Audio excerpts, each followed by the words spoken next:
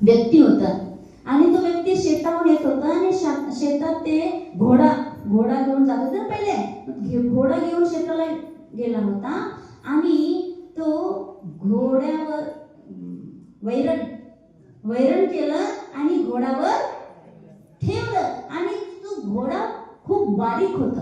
बारीक असताना त्याला दया आली. काय करायचं, ह्याच्यावर हे वैरण ठेवल्यानंतर त्या घोड्याला काय होईल, जास्त त्रास होईल, म्हणून तो काय केलं, ते वैरणला स्वतःच्या डोक्यावर घेतलं आणि तो बसला.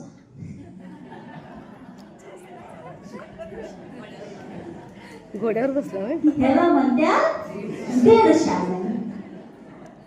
मग असलं दीडशाने कोण आहेत? आम्हाला जे मूर्ख म्हणतात, तू आम्ही काय म्हणणार, तू दीडशाने आहे.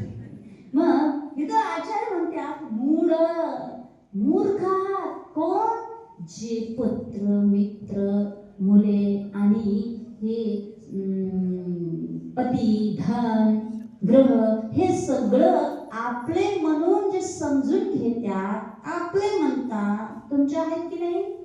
तुमचं घर आहे? नाही म्हटलं तर आत्ताच फसणार.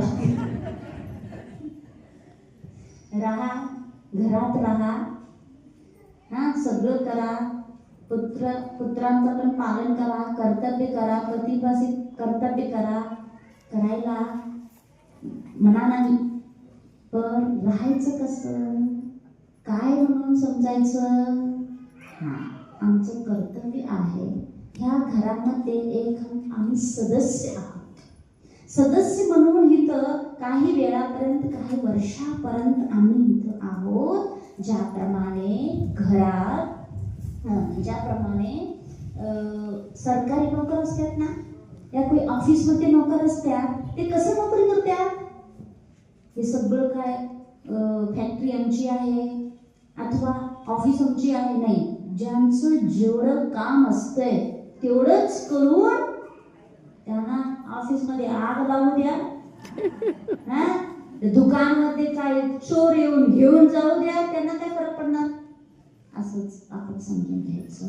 हे घर काय आहे, ते घर आहे, आपलं घर नाही. एक काही वर्षापर्यंत आम्ही राहण्यासाठी इथं आलो आहे. आम्हाला राहण्यासाठी कुठं मिळालं नाही, म्हणून ह्या घरात दुसऱ्या घरात गेल्यानंतर आपल्या